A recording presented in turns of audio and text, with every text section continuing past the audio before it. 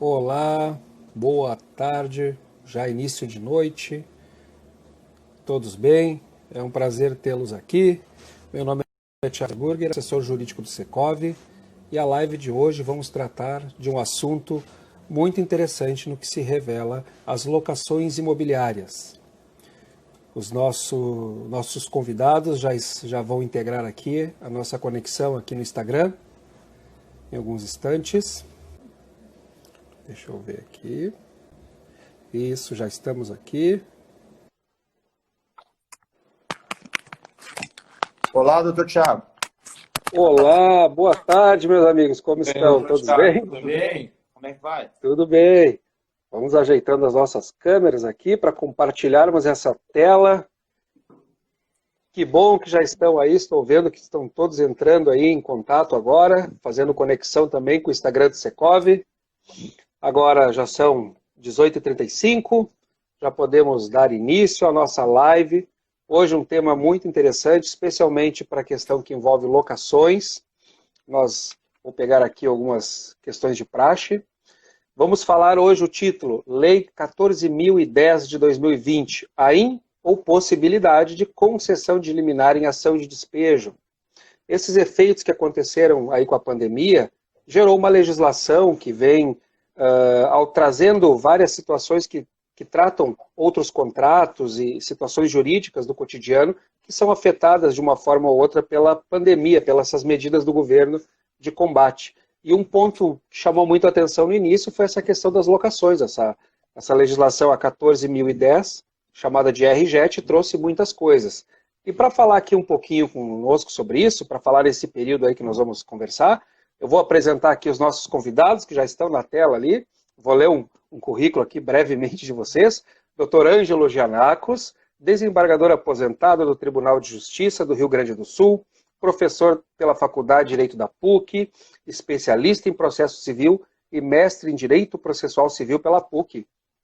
Também especialista em Direito do Consumidor pela URGS, sócio fundador do escritório Giannakos Advogados Associados, também foi integrante da Defensoria Pública do Estado do Rio Grande do Sul, tem artigos, publicações, não é? Trabalhou muito no nosso tribunal.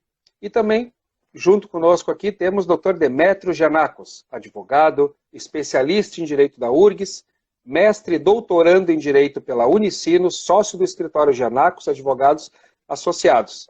São duas pessoas, duas mentes brilhantes aí do nosso estado que atuam em benefício contínuo da nossa sociedade aí, e hoje vamos ter o prazer de ouvi-los falar um pouco sobre essa questão que mexeu aí o cotidiano.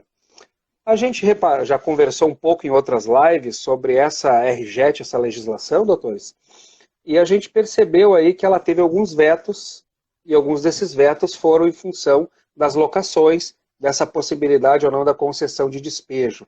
E nós vamos concentrar o nosso tema hoje aí, e eu acredito que vamos trazer muitos esclarecimentos para todos que estão ingressando aí na live, e vamos poder, então, trazer mais luz sobre esse tema e abrilhantar aí com a presença de vocês dois. Eu cumprimento vocês pela presença aí e passo a palavra de início ao doutor Ângelo, que faça aí as suas considerações e a gente comece aí o nosso bate-papo aí sobre essa legislação e essa questão dos aluguéis. Ok. Obrigado, doutor Thiago, pelo início desta oportunidade de novamente nós nos encontrarmos. Então, hoje, sobre esse tema, doutor Thiago e prezados colegas que estão assistindo, é importante nós examinarmos quando é que cabe liminar em ação de despejo.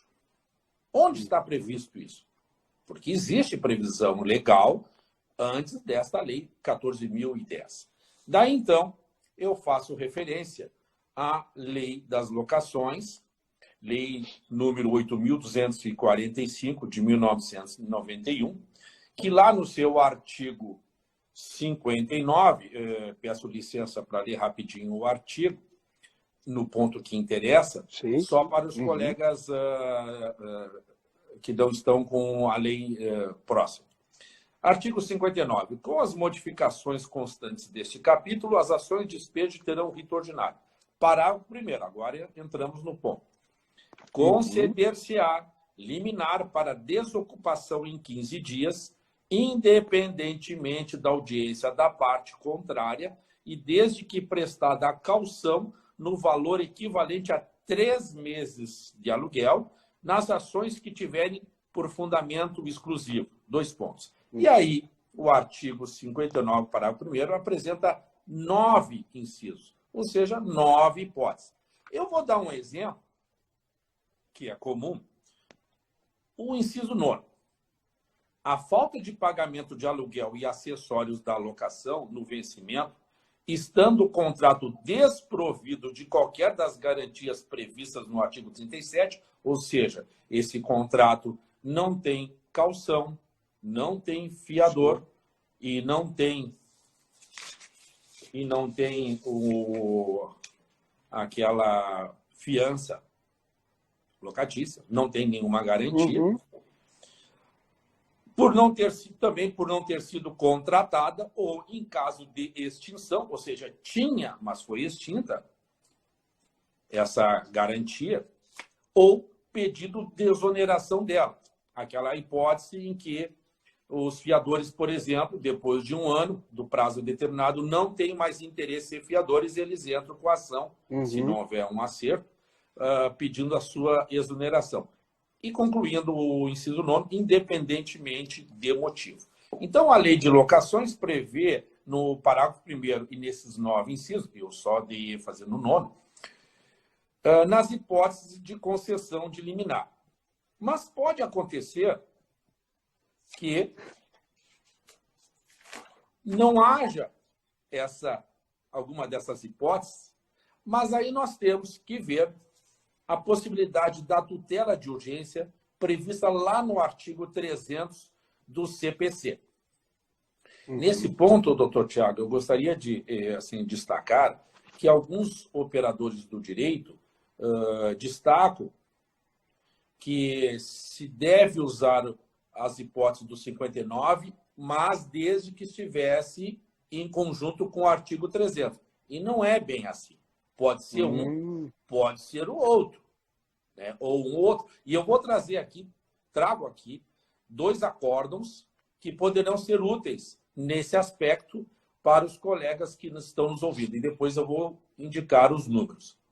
Okay. Continuando. O artigo 300 do CPC, também vou ler, porque talvez os colegas não tenham o CPC próximo, trata da tutela de urgência. Artigo 300.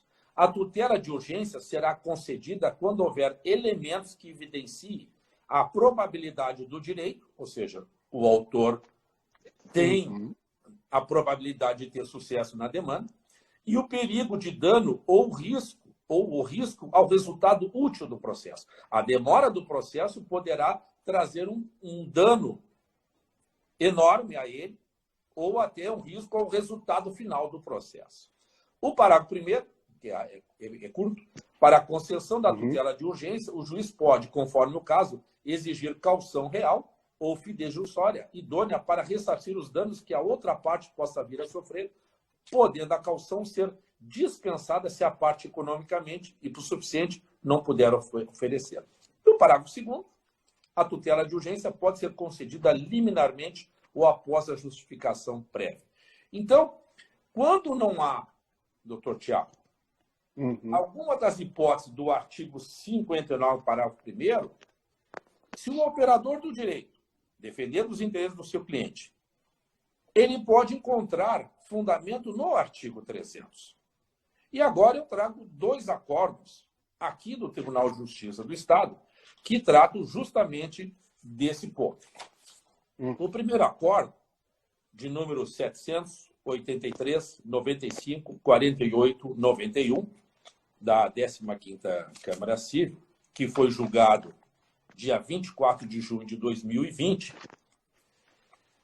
trata de uma ação de despejo, onde a empresa locadora ajuizou uma ação de despejo e pediu a concessão de liminar, lá no 1º grau, e o magistrado de 1º grau entendeu que, tendo em vista havendo a fiança, havia fiadores, um casal de fiadores, indeferiu a liminar. O que fez a empresa autora? Interpôs o agravo de instrumento, que chegou, então, no segundo grau, e aí, então, doutor Tiago e colegas, foi verificado que realmente tem fiança. Mas o valor de aluguéis devidos e acessórios é significativo, mais de R$300 mil.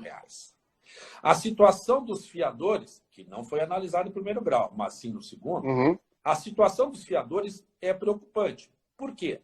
Porque há prova nos autos que eles, os fiadores, estão se desfazendo dos seus bens e têm dívidas de mais de R$2 milhões. E a empresa locatária, por sua vez, tem vários protestos e pendências que totalizam mais de R$2.900.000 de dívidas e vários meses devidos. O que fez, então, entendeu o julgador? Que, embora tenha fiança, ele entendeu pela aplicabilidade do artigo 300 do CPC. Sim. Ou seja, elementos que evidenciam a probabilidade do direito. O locador provou que era o locador e que tem pelos boletos vários, quase um ano de dívidas. E o perigo de dano. Por quê? Os fiadores, que seriam os garantidores, estavam se desfazendo dos seus bens e não teriam patrimônio para garantir essa dívida de mais de R$300 mil. Aí, no caso, entendeu o relator, não foi decisão monocrática, foi acordo. Sim, acordo. Ele decidiu, acordo, decidiu, e os outros demais magistrados acompanharam, no sentido de conceder essa liminar com base no artigo 300 do CPC. Por quê? Porque existem elementos que evidenciam a probabilidade do direito e o perigo de dano ou risco ao resultado útil do processo. E aqui destaca o relator que a empresa agravante está há um longo período sem dispor do seu imóvel, porque está alocado, sim, e sem receber os valores que tem direito. Além disso, entendeu o relator que não se pode obrigar o locador a manter o contrato nessas condições. Cede o imóvel e não recebe aluguéis, devendo ser respeitada a autonomia de vontade entre as partes. Então, nesse caso, em que pese haver fiadores, entendeu o relator a mitigação, ou seja, o abrandamento do inciso 9º do parágrafo 1º do artigo 59 da Lei de Locações. E aí eu trago também, dentro desse acordo, doutor Tiago, tem a emenda de um outro, da mesma 15ª Câmara Civil, de número 779, 54, 46, 49, nesse mesmo sentido.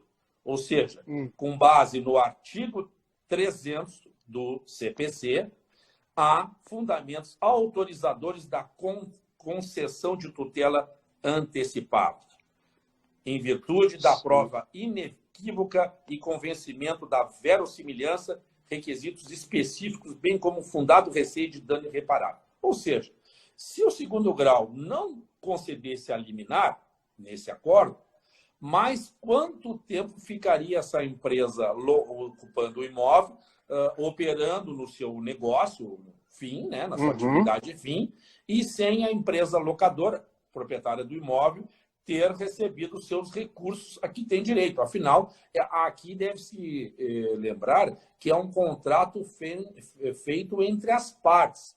No caso, exato, duas pessoas jurídicas, com as suas assessorias jurídicas, que viram e formalizaram um contrato. Então, e os contratos são feitos para serem cumpridos. Exatamente. São feitos para serem cumpridos. Agora, tem um outro acordo,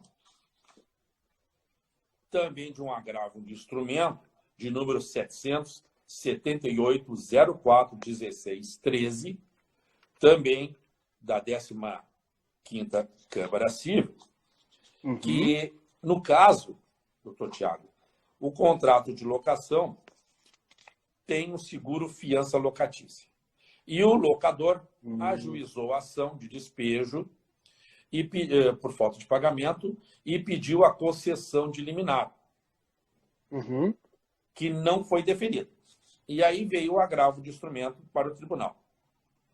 E aí, no caso concreto, o relator destaca que há o seguro-fiança. Mas o seguro-fiança é de um valor X e a dívida é muito maior.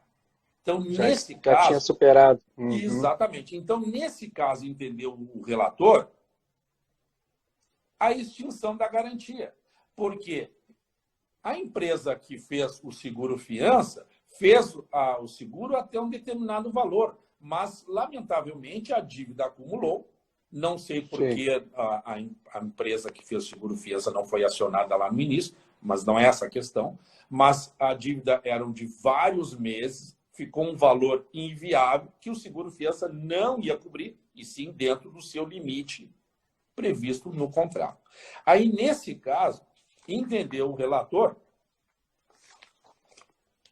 da presença do artigo 300. Então, ele em que pese ele faça referência ao inciso 9º do artigo 1º da lei, do artigo 59, parágrafo 1º da lei de locações, inciso 9º, ou seja, a existência do seguro-fiança, mas entendeu, com fundamento no artigo 300, de que realmente existe o seguro-fiança, mas ele, por a dívida ser muito superior ao valor limite desse seguro-fiança, haveria, no caso, a extinção desse seguro-fiança, porque a seguradora não ia garantir mais do que está previsto no contrato, o que é o certo. Certo? Está no contrato, é o que ela vai pagar, só que a dívida era muito maior. Então, o efeito prático era isso, né? Que não haveria, então, a garantia. O efeito prático é que se considerou não haver uma garantia pelo excesso. E se não as coisas não se... essa liminar nem em segundo grau, doutor Tiago, o que ia acontecer é que esse processo ia durar mais, sei lá, mais meio ano, um ano, e o locador, ou locatário, tanto faz, ou locadora, tanto faz, estaria no prejuízo. E o seguro-fiança ia ser naquele limite contratual pequeno. Então, o que já se justificaria a medida... O relator a presença dos requisitos do artigo 300 caput. Bom, muito bom saber que tem essa alternativa e que o tribunal também reconhece desta forma, né? Sim, e veja bem, aqui no caso, o relator ainda destaca que a dívida de aluguéis estava em torno de R$60 mil. Quantia essa que supera a cobertura prevista na apólice de seguro. Desta forma, possível, veja o que o relator disse, doutor Tiago, possível reconhecer a extinção da garantia, que não se presta mais a resguardar o inadimplemento da parte agravada. E aí dá provimento ao agravo de instrumento e concede a liminar. E nesse mesmo sentido, tem um outro acordo, que aqui só há citação da emenda, o número 700, outro agravo de instrumento, 774-20-03-38, que trata-se também de uma outra ação de despejo, com caução, mas o inadimplemento de locativos são superiores aos meses assegurados. Logo, exaure a garantia pactuada no contrato de locação, caso em que este passe a viger desprovido de qualquer impeditivo ou despejo imediato em razão da falta de pagamento. Então, prezados colegas, eu fiz essa pequena análise, ou pequena lembrança, primeiro, antes de entrarmos na Lei 14.010, do que é que existe hoje, ou há anos existe, né? Primeiro, na Lei de Locações, repito, artigo 59, parágrafo 1º, que é lá de 1991. Sim. Há 29 anos. E aqui pelo novo CPC de 2015, no artigo 300. Então, hoje é o que temos nas concessões liminares. Agora, então,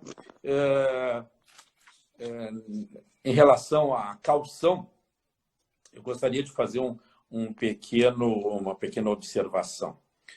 Uhum. O caput do artigo 59, e seu parágrafo 1º, que eu li há pouco, trata da concessão de liminar, na qual o locador, quando ajuiza essa ação e pede a liminar, ele deve prestar a caução equivalente a 3 meses de aluguéis. Sim. Muito bem. Há uns anos atrás, quando eu estava no tribunal, ainda na jurisdição, integrante desta mesma 15ª Câmara Civil, me chega um processo, na minha relatoria, um agravo de instrumento, na qual o locador ajuizou a ação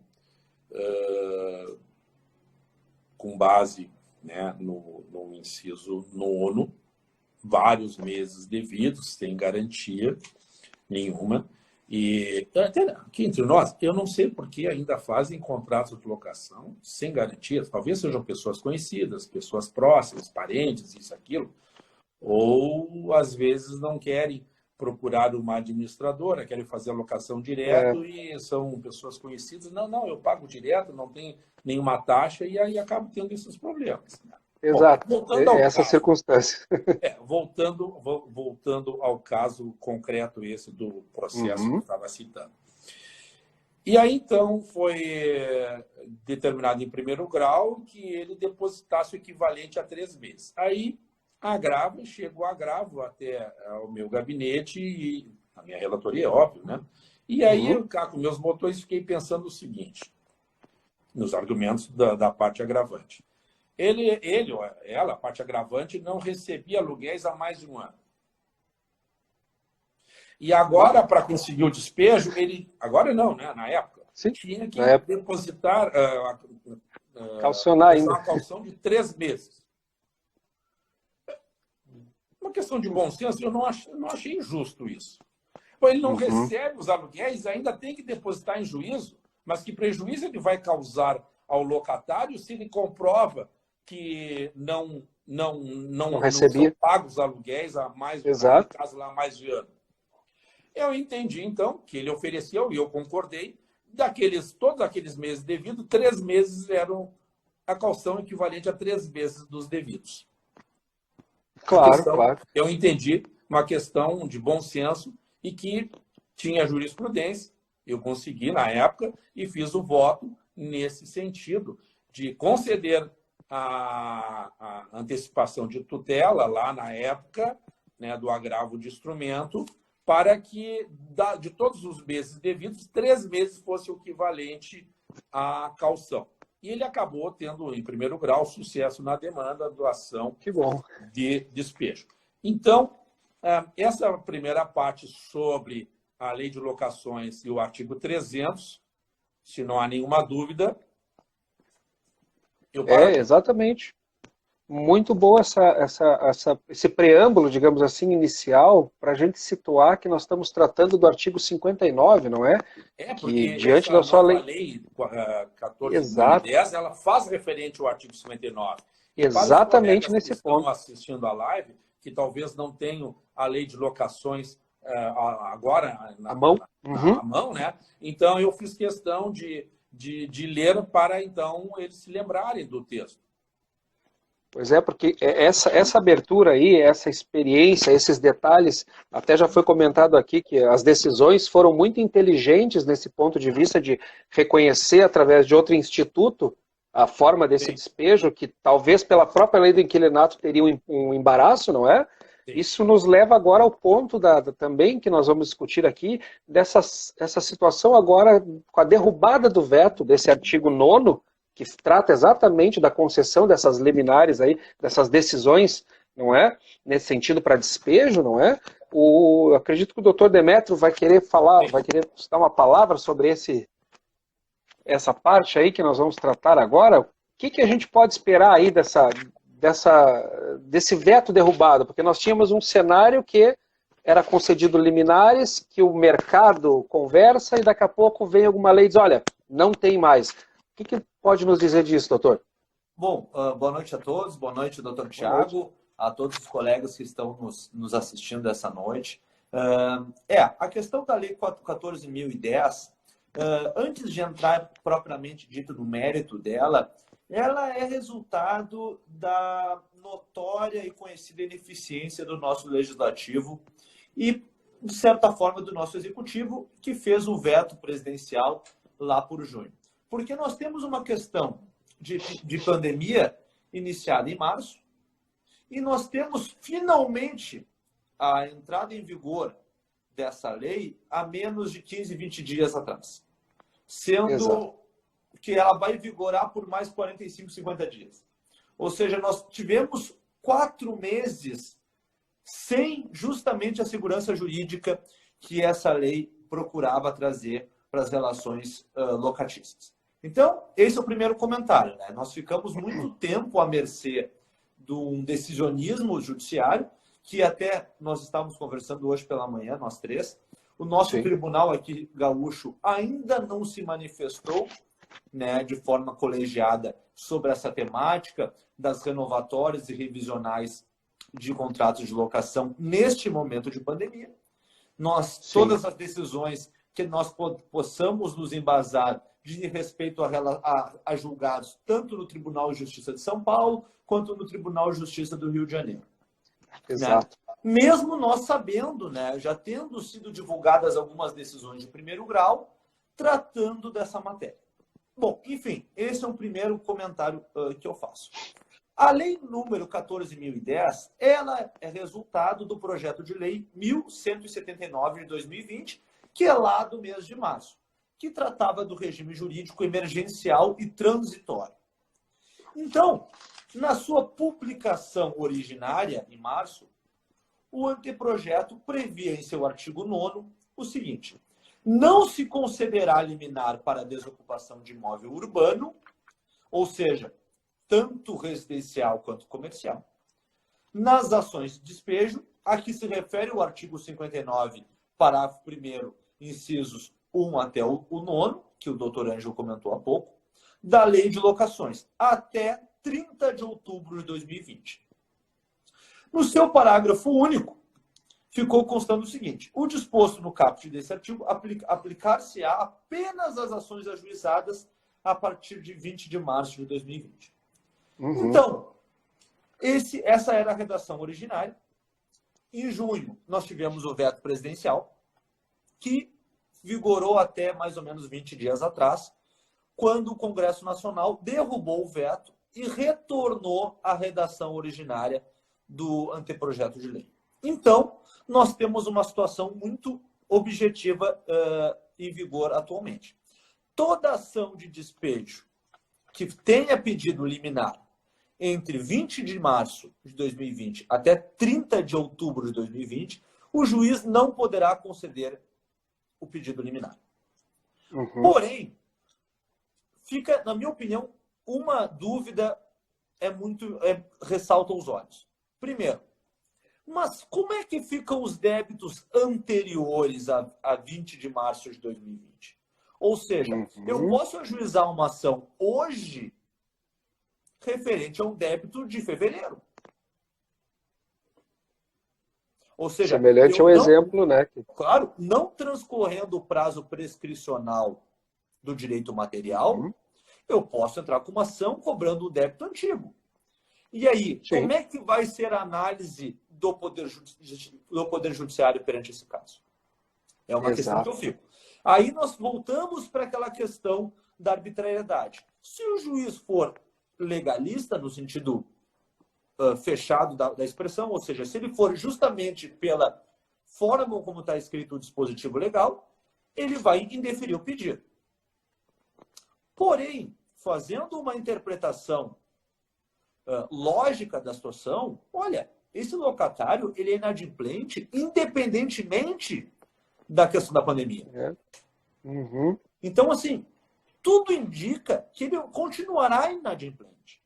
Então, o prejuízo daquele locador, ele vai ser cada vez maior. E aí nós podemos voltar, inclusive, porque diz o artigo 300. Exato. Nós vamos ter, primeiro, um perigo in mora, né? E uma probabilidade, um prejuízo eminente ao locador, que no caso é o credor. Então, essa é uma questão que fica em aberto, que até agora não vi nenhum tribunal se apresentar e discorrer sobre essa situação. Se poderia, eventualmente, então, a concessão de liminar para débitos anteriores ao início da pandemia, ou se não poderia ser concedida a liminar.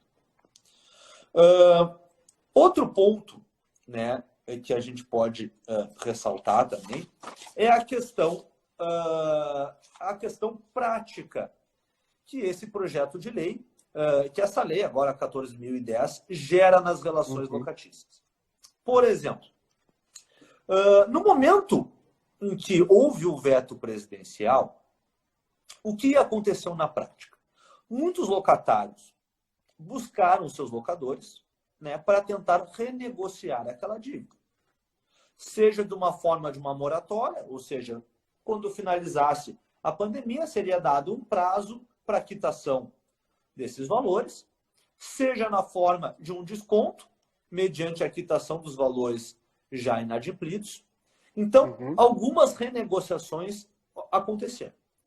Quando houve a derrubada do veto presidencial, nós tivemos uma mudança absurda, né? Uma mudança de 180 graus da posição legislativa. Ou seja, a partir de então, nada vai acontecer até 30 de outubro.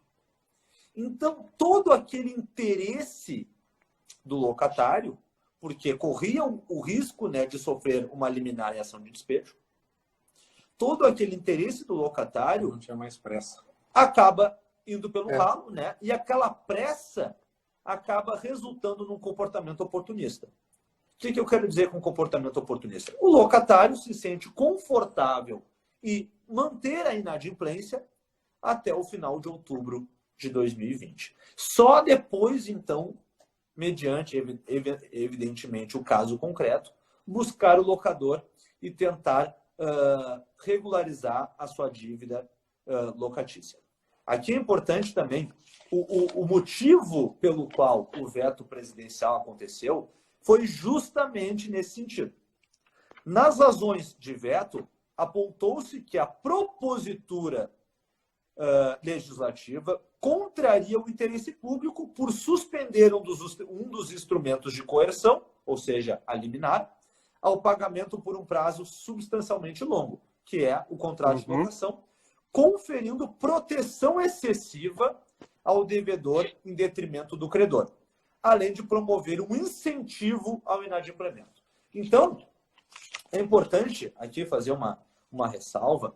Questões pecuniárias e contratos, obviamente, nessa temática que nós tratamos de contratos de locação, determinadas tomadas de decisão, seja pelo legislador quanto pelo Poder Judiciário, elas geram consequências práticas econômicas. Ou seja, os agentes, as partes envolvidas, elas acabam modificando o seu comportamento com base nas consequências jurídicas geradas tanto pela nova lei quanto pelos precedentes existentes.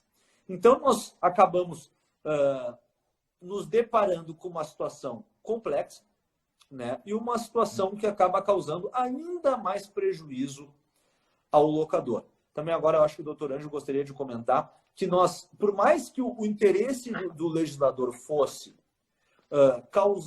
dar como é que a gente pode dizer, um suspiro para o locatário, no sentido social dessa lei, Sim. Ele acaba subvertendo uma relação comercial, né? uma relação civil, às vezes até mesmo empresarial, em que existe justamente um benefício mútuo. O locatário usufrui daquele espaço em benefício do pagamento pecuniário nas datas específicas e previstas para o locador. Então, no momento em que o legislador ele se posiciona protegendo apenas uma parte, ele aumenta o prejuízo para outra parte. Em algum momento, nessa discussão legislativa, não é? Parece que se esqueceu um pouco que existem dois lados, não é, doutores? Que é um contrato bilateral. Exatamente. Se uma mão entrega, a outra recebe, vice-versa, não é? Isso parece que se esqueceu nesse debate, a gente observa isso, porque o veto apontou exatamente esse detalhe, né? Está se concedendo, está se olhando mais para um lado do que para o outro. O prejuízo vai continuar, não vai ser uma solução pacífica, né? No caso, doutor Tiago, o que nos parece que, na verdade, essa lei é um benefício de natureza social. Por quê? Sim. Visa dar certas garantias aos locatários que perderam renda, emprego, diante da pandemia. O que é uma realidade. Não só os locatários, não só os empregados, mas empresas perderam renda, pequenos empresários fecharam seus negócios. E eu não estou inventando nada, é só quem acompanha televisão e jornais desde abril até agora. Exato. Então, assim, é uma realidade que está aí.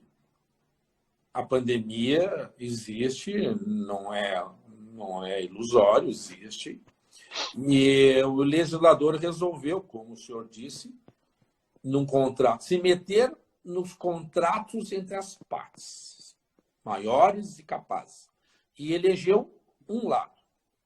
Exato. Não estou tirando mérito, não sei por que o legislador, talvez preocupado realmente com a situação da perca de renda, mas esqueceu que, do outro lado, existem locadores que têm 1, 2 imóveis que locam e que a sua aposentadoria, a sua pensão é pequena e depende daqueles aluguéis para somar a sua pensão ou sua aposentadoria e daí poder pagar as suas despesas, o seu condomínio, o seu telefone, a sua net, a pessoa que trabalha, seus medicamentos, a cuidadora, seja o que for. Então, o legislador esqueceu, teve que escolher um. Escolheu um. Mas eu não estou preocupado com aquele locador, como um amigo pessoal que eu tenho, que me disse que tem 55 imóveis não residenciais locados. Exato. Não sei porque ele não me mostrou o imposto de renda dele nem da pessoa jurídica. Mas, sendo se 1 ou 2 ou 3 tiverem problemas para pagar, ele não vai sentir. Mas não é desse que eu estou falando. Isso é a exceção à regra. Eu estou falando daquele locador ou locadora que tem 1, 2 imóveis e necessita daquela renda. Por outro lado, doutor Tiago, o doutor Demétrio falou há pouco, usou a palavra oportunismo. Quem está com dificuldades financeiras, e isso é real, nesse período de pandemia, perdeu trabalho, perdeu emprego, perdeu renda, o ideal, na minha opinião, seria procurar a administradora e tentar negociar. Exato. E como o doutor Demétrio disse há pouco, quando o veto foi derrubado, negociar agora para quê? Até 30 de outubro eu estou garantido. Então eu vou pensar nisso no dia 30 de outubro, como vou pagar.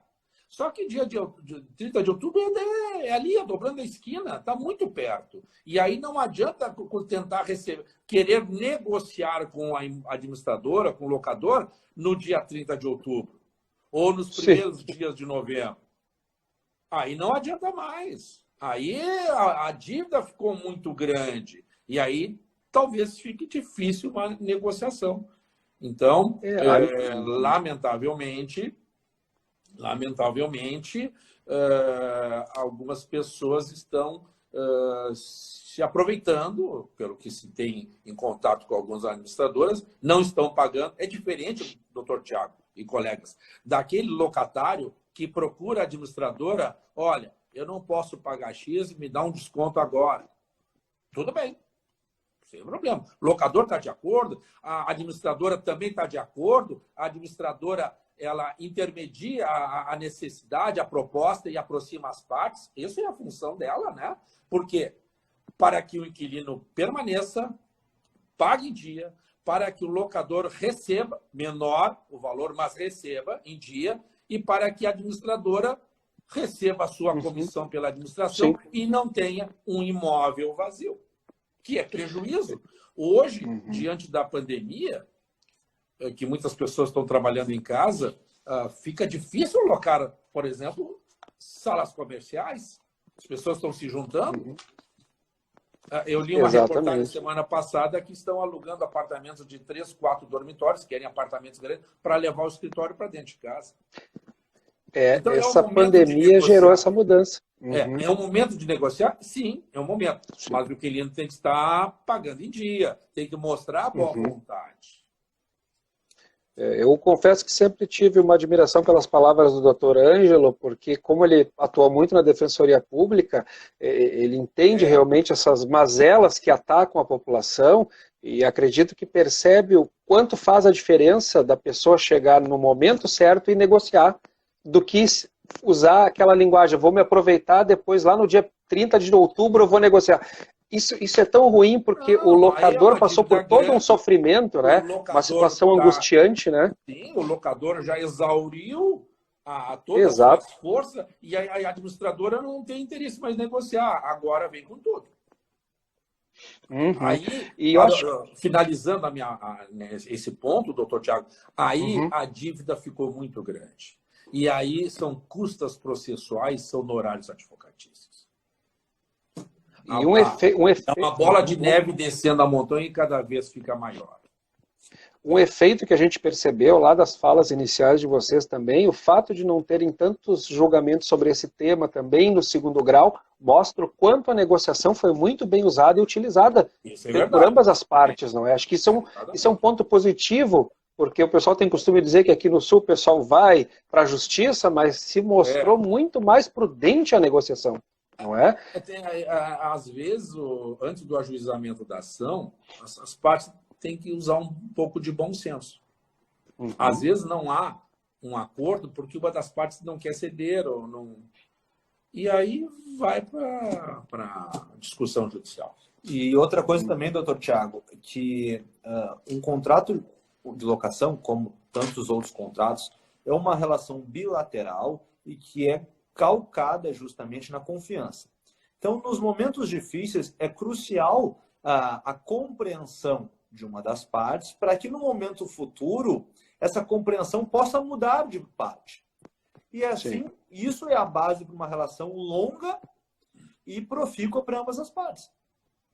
Então, utilizar o locatário, usufruir, né, de brechas legislativas em momentos complicados, pode prejudicar justamente a boa relação que as partes tinham para os meses posteriores. Até porque, doutor Tiago, se o locatário está com dificuldades, entre em contato com a administradora, propõe uma pequena redução para que ele possa pagar, continuar adimplente e o locador continuar recebendo um pouco menos, mas recebendo em dia. E cada um toca a sua vida e as suas atividades.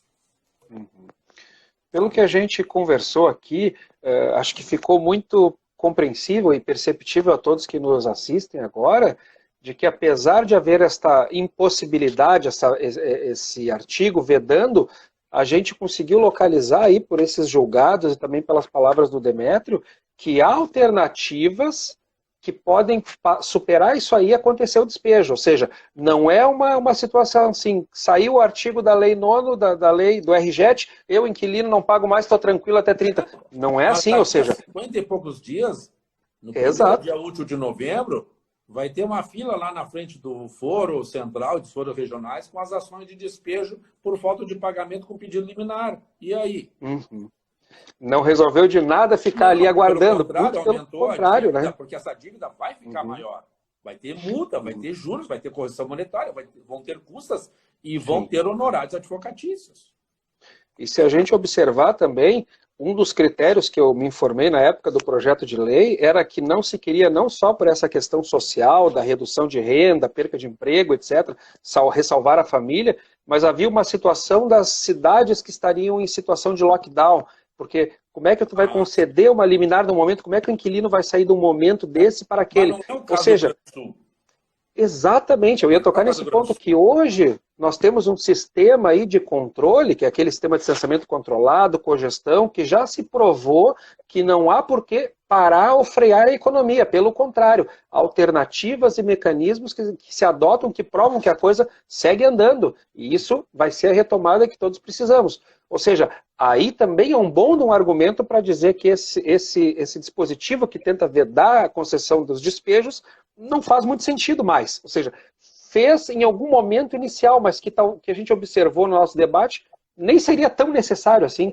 O próprio juiz poderia conceder isso, né? Exato. Poderia entender e não conceder a liminar. Além de que, doutor Tiago, ele tem prazo de validade. Sim, sim. A escolha do legislador por um dos lados foi infeliz, digamos assim. Foi muito infeliz, né? Eu não sou legislador, né? Sim. É muito fácil de falar sobre a atividade do outro. Mas ele escolheu um. Uhum. Existe a situação econômica difícil? Sim, existe. Sim. Mas existe ano de eleições? Agora tem eleições. Então, eu li um artigo que pode estar vinculado a isso. Pode ser, pode não ser. Existe a situação econômica? Existe. É verdade. Mas entre a situação econômica, as dificuldades do locatário de que perdeu renda, é real? É. Mas daí venha, eu sei que pode ser constrangedor, sim, eu sei disso, é constrangedor, mas tem que procurar a administradora e conversar e tentar negociar. Sim, com Porque certeza, o que sobra, jogar para cima, não vou pagar, eu estou garantido pela lei de 14.010, e orientar um cliente, não paga nada, lá do dia 30 vai conversar na imobiliária. Aí a imobiliária talvez não queira mais negociar, não, quero tudo agora. Nem o locador vai querer, porque imagina o que ele passou. Porque uma realidade que a gente constatou é que a grande maioria dos locadores são pessoas que têm um ou no máximo dois imóveis e aquilo é para sua subsistência. O exemplo que eu citei há pouco é uma exceção à regra. É uma exceção à regra. A maioria tem um, dois imóveis e não são que precisam dessa renda, porque complementa a sua aposentadoria ou sua pensão. Bueno, não sei como é que está o nosso tempo aí, doutor Tiago. Nós temos ainda temos aí mais ou menos 15 minutinhos, né? Ainda bem. Me preocupei sim, eu dei uma olhada.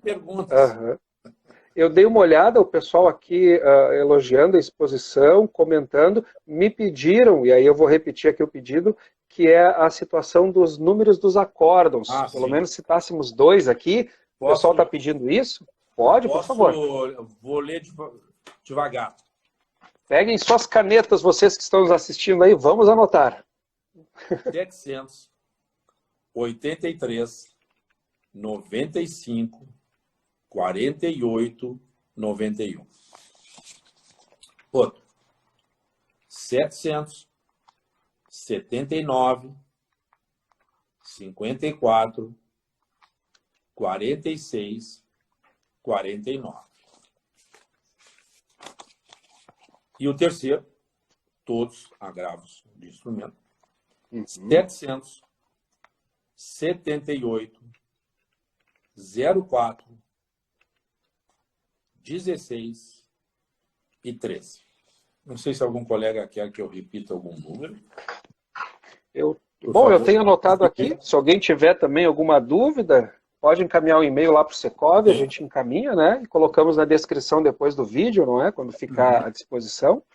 Mas eu entendo aqui que ficou muito claro a posição daquele inquilino que soube aproveitar para negociar, para conversar, abriu, como se fala no popular, abriu o coração com os problemas que lhe afligem, e o locador também recebeu aquilo sabendo que vai ser afligido, vai ter muito mais sucesso na continuidade do que aqueles que acham que espertamente poderiam se facilitar com essa legislação, né?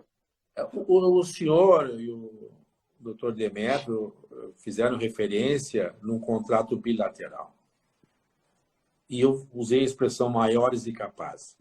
Se na hora de negociar, de alocar, foi feito um acerto de boa vontade entre as partes, com a intermediação da administradora, por que na hora da dificuldade não posso conversar. Pode ser até que o locador não goste da ideia de diminuir o valor da sua receita.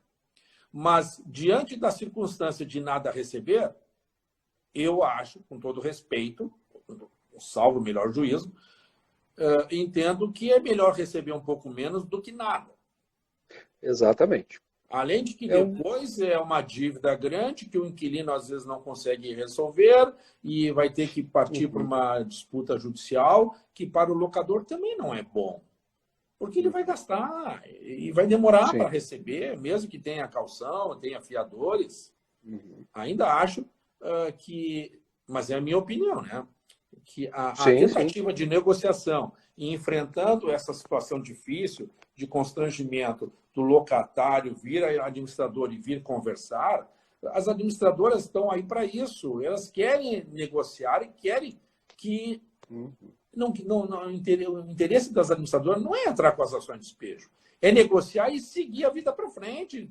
Mantém a locação, mantém o locatário negocia, paga um pouco menos ou parcela, fica satisfeito, toca a vida dele para frente, e o locador sabe quais são as novas regras temporárias. Ora, ele vai pagar menos agora, menos mês que vem, depois volta ao normal. Então, o locador também se administra dentro dessa nova realidade, mas ele sabe que vai receber. O que é bom para todos. Né? O que é bom para todos. E o jogo de ganha-ganha. Podem descansar tranquilos de que aquelas dificuldades estão, em tese, ou temporariamente acomodadas. Doutores, doutores, eu peço aqui, então agora temos mais aí aproximadamente quase 10 minutos, não é? Daqui a pouco vai aparecer algum reloginho aqui para mim. Eu acho que podemos encaminhar as considerações finais aí desse tema, não é? Acho que tá bem esclarecido, muitos elogios à participação de vocês aqui, muito esclarecedoras palavras, já adianto. E quem quer começar com os encaminhamentos finais, por favor? O tema principal, a questão de fundo da nossa live, é a possibilidade ou impossibilidade da concessão de liminar. Então, até 30 de outubro fica difícil. Pode haver uma situação excepcional? Pode. Talvez até o locador espere. Não, doutora, vamos esperar até 30 de outubro. Mais 50 dias? Espera um pouquinho, aí depois não tem ninguém dizendo que tem o artigo 9º da Lei 14.010. Exato. Então, no caso aqui, terminando a minha fala, doutor Tiago, eu gostaria de agradecer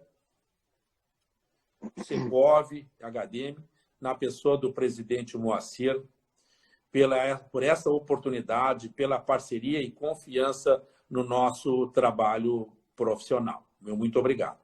Quero também, queremos, né, agradecer ao senhor, doutor Tiago Strasburg, por aceitar ser um mediador dessa live, pela sua gentileza, participação, pela nossa conversa hoje de manhã, preparando os assuntos, e agora, no desenrolar dessa live que o senhor gentilmente administrou. E queríamos também agradecer à senhora Carolina Ciocari, secretária do Secov, pelo convite e organização. Para nós foi uma honra estar aqui participando dessa live com o senhor e a convite do Secov. O nosso muito obrigado. Bom, eu gostaria de também agradecer rapidamente ao doutor Tiago, né, ao doutor Moacir, à Carolina, ao doutor Tiago especialmente por ser a segunda vez que estamos aqui presentes, né, numa live. Fizemos sobre um assunto que não fica muito longe do de hoje, né, que era a renegociação dos contratos, isso lá em abril ou maio. Mas também só para encerrar, para dizer então para os colegas, para as imobiliárias, para os colegas advogados que estão nos assistindo, que como é importante a técnica jurídica neste momento de pandemia e logo depois do dia 30, dos colegas e dos locadores saberem a diferença do artigo 59, parágrafo 1º da Lei de Locações e da existência do artigo 300 do CPC, que as condições não são cumulativas. Exato. E pode o advogado, mediante a sua expertise, fazer a fundamentação de forma alternativa de um dispositivo ou de outro, e eventualmente mostrar também a importância da comunicação, da ida do advogado no foro, falar com o juiz, com o desembargador, para explicar a situação e a singularidade do seu caso.